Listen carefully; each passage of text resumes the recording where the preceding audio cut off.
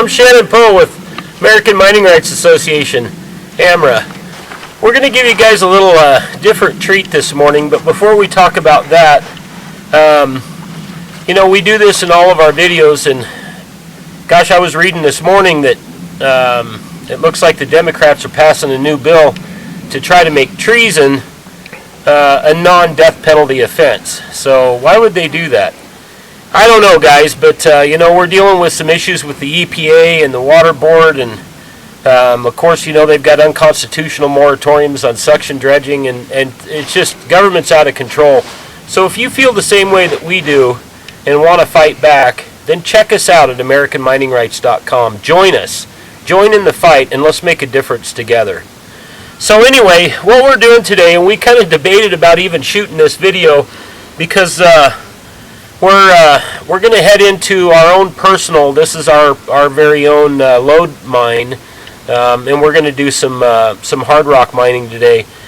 Where we're at is in the South Mother Lode of California, and we've been chasing a soapstone dam inside this our shaft. And anyway, we've got snow on the ground up here. It's actually surprising is that here we are in mid-December, and we got a foot of snow last week, and it's expected to get to almost 70 today, so really freaky weather. But what we're going to do is to go in there, and we're going to take some of this material out. What you guys are going to see is that this isn't really, it is hard rock. It is actually bedrock and you know, hard rock, but it is so decomposed that you can literally dig the walls of our mine shaft out with a shovel.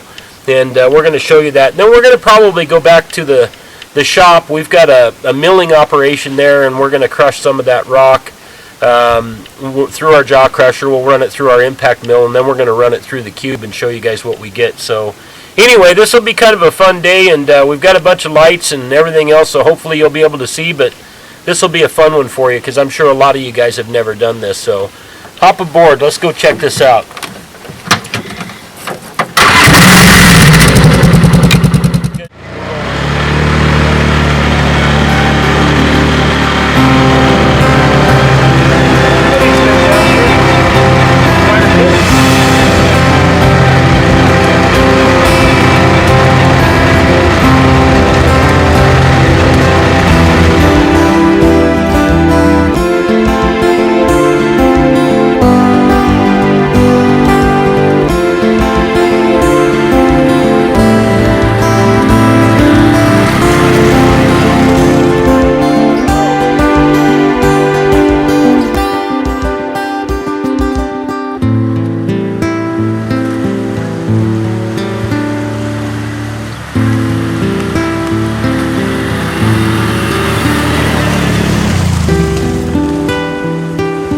We'll give you guys an update.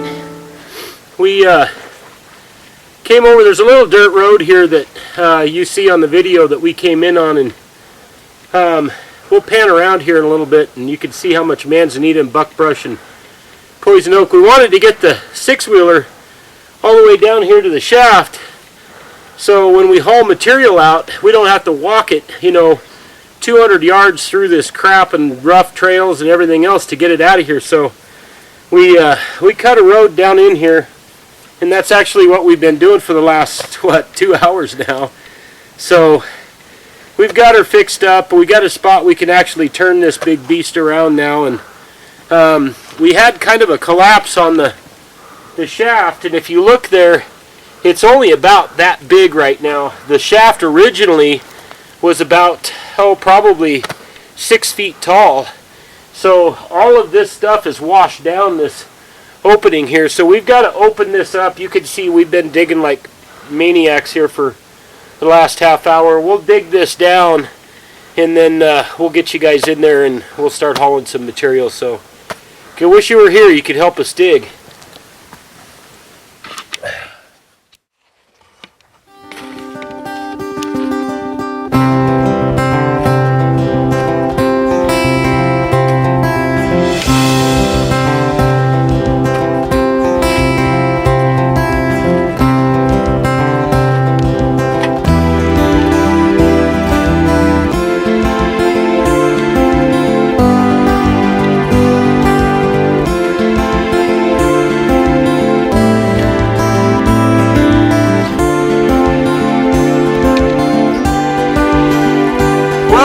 give you an update. We dug this out just enough that we can get through here now, finally into our shaft without laying on our belly.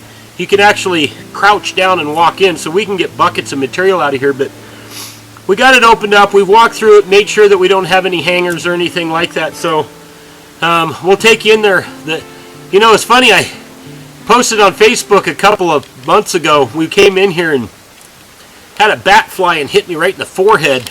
Why bats don't seem there? Maybe this one's sonar doesn't work. But anyway, there's a couple of them in here. We'll show them to you. But anyway, we got a spot we want to show you guys and kind of explain what we look for and what we do when we hard rock.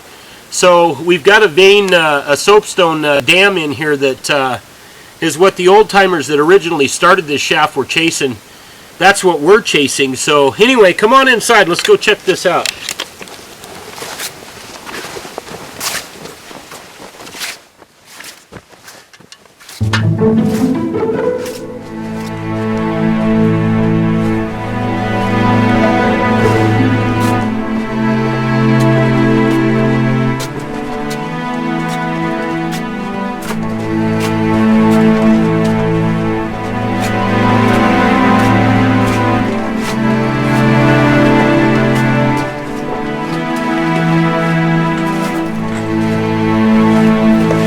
There's our little buddy right here.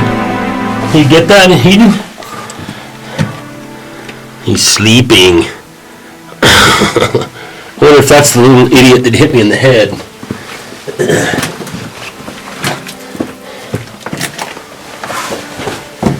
Well, let's keep coming in here.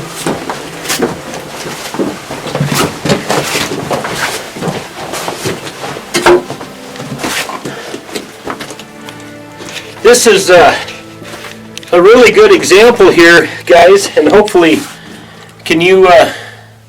hope you guys can see me. But anyway, we don't know how well the light is going to pick this up, but let's get over on this wall here if we can, Eden, and show them. Guys, what this is right in through here is actually soapstone. And where this soapstone, you can see how soft this stuff is. It just crumbles in your hand. But where this soapstone meets this other material, which is predominantly quartz, is they call that a dam. And you can see here, see how I pull that, I just pull it off with my hand. But you can see this is really good quartz here. But anyway, this is the material right here. You can see all of this is quartz in here. So where this wall meets, right along here, is really where the gold is going to stop. So we want that edge. Now, you can see that this shaft comes all the way, and I'll back up here a little bit, is you can see this shaft comes straight, and when you get down here, the soapstone, you can see that the angle of this stuff actually goes like this. It starts going down. So right behind me here is our stope, and that goes all the way to the surface. It's up about, what, 50 feet, Eden? So, but it's on that angle, and what they did is they followed the soapstone vein in here, and then they went outside and they guesstimated where that soapstone was gonna, that angle was gonna hit the surface up there, and they punched another hole and they chased that down on that stope, and that ends right here behind me. So what we're going to end up doing is we'll be able to take quite a bit of this material out and still be safe along this dam, and then we'll chase this stope down. So that's our material. That's what we're doing. If we wanted to, we could actually punch another hole here and go straight down that angle and just make our basically a new shaft. So anyway, that's what we're going to do. Well, we're hoping that the light in here with this actually works. So we're going to go ahead and chip away at some of this stuff and see if we can't get some material, take it back to our jaw crusher and then our impact mill, and then we'll run her through the cube. Hopefully we'll be millionaires today. So we'll get to work here. Well, we got some samples over here where we were just shooting, and we showed you that soapstone wall, but our dam. But this looks really, really amazing here, guys. And I'll tell you here, hopefully we can pick this up, but you've got it's a soapstone loop, and it's surrounded by quartz. And what you've got here is a soapstone layer that comes through here, and then it actually loops back around and comes back up. And we've got a buddy of ours, Bill, over at Groveland. He's a hard rock miner. He's been mining ever since he was a little kid, and he's got to be in his close to 70. And he said specifically, this is something that you really look for. We know that there's got to be really good gold right here. As a matter of fact, both Eden and I think that we see visible gold right here, but we can't use a loop in here. You just don't have enough light. But I'm pretty sure that we've got visible gold right here. This particular mine is really notorious for pockets. And you'll be going along and you may get a ½ ounce per ton, and then all of a sudden you hit a pocket where it's got 15 frickin' pounds of gold. So anyway, we're going to take this out here. This is pretty good. Got real good quartz. It's got good rock in through here. I think that we're going to be fine. So we're going to take out this section here, and we'll take that back out and crush it. But one thing I would recommend that you guys do that we didn't do today, and that is bring in some safety glasses, because this stuff is freaking nasty. So anyway,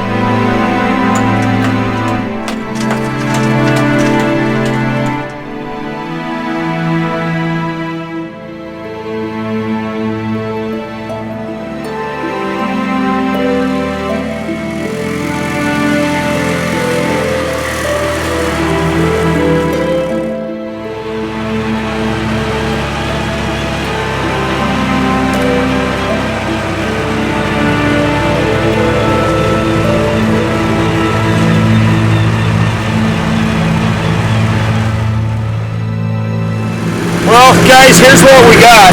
We ran out of time yesterday. We were in that mine shaft, and we just lost track of time. By the time we got out of there with our material, it was already getting dark, so we didn't have a chance to run the stuff. So we're back at the shop. You can hear that noise in the background, and we got earplugs in for it. We got our jaw crusher set up, and our impact mill is running right now. We've got new our impacts inside there. We just hard faced those and resurfaced them. So this is going to pulverize this material literally in seconds. So anyway, it's going to get pretty dusty, but we wanted to show you our little operation here. We've got a new impact mill coming. We're calling it the Thrasher mill, or a Keller mill, because it's being built by Dave Keller. And anyway, it's going to probably be able to handle twice the volume that this is.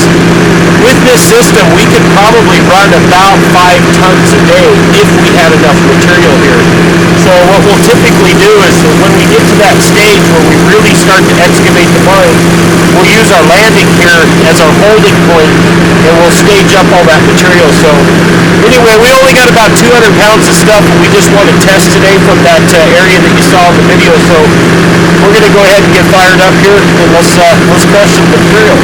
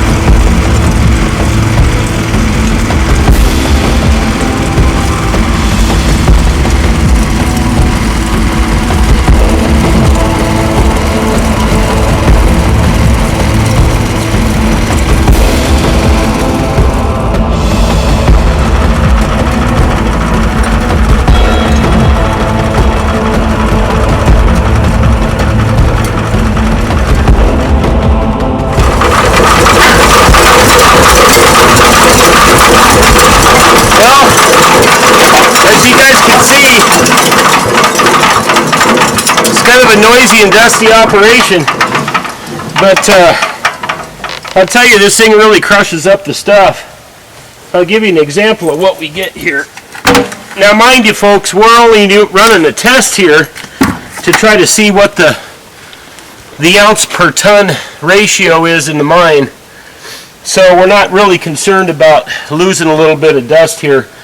Once we get fired up and we actually start milling and running the operation, we'll put the other chute on here which actually seals it.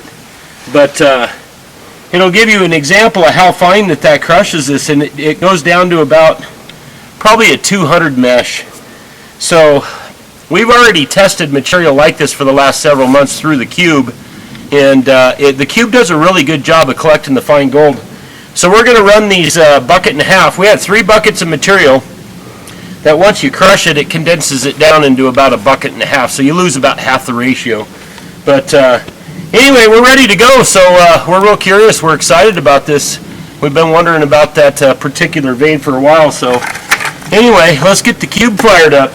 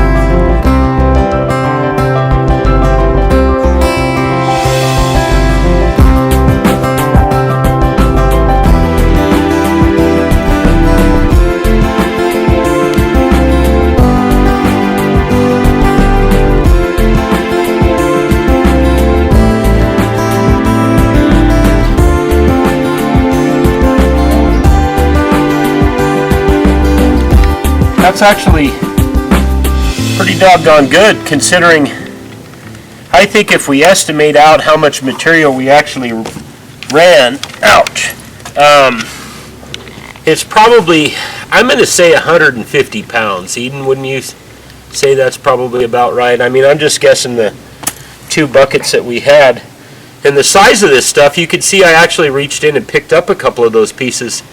That means that gold in those quartz veins that are right against that soapstone vein would be visible to the naked eye, which is actually pretty rare. So this is pretty high grade stuff. What we'll end up doing is, and if you guys could see behind the camera here, Eden, big smile there, that's more than we thought, guys, because we'll take this amount of gold in here, and although it may not look like a whole lot, you got to do the math on how much this would represent. So if it's 150 pounds, and we always go by basically how much is there per ton, then that gives you basically whether or not you can make money at doing it. There's also another thing that I didn't talk about, and that's what they call the liberation factor, and that's how fine do you have to crush the material in order to get the gold out of there. I'm not seeing a lot of super fine stuff. This looks real good, and I think that we'll find that this is going to be something that we can actually make some pretty decent money. So I'm impressed.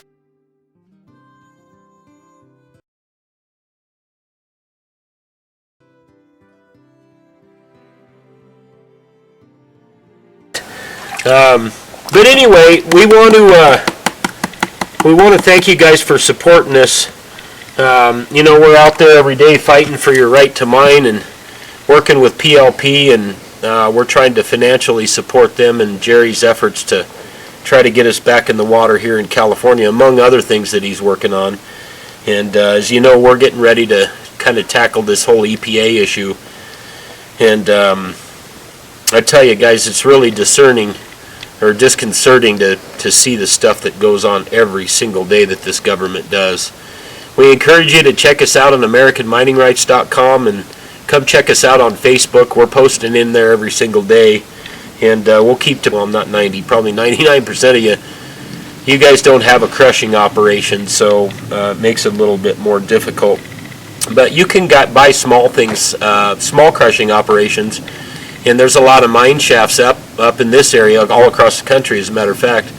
And anyway, chase those veins where they meet other walls of rock, and especially where they loop around, come back, that it'll form a dam there, and the gold will stop. And that's where we got our stuff. So obviously, we're going to be firing up and heading back into that shaft, and we'll probably show you when we take in our heavy equipment and start actually auging out the wall in there. So anyway, I'm Shannon with AmericanMiningRights.com. We appreciate your support. We hope you like our videos, and we'll catch you next time.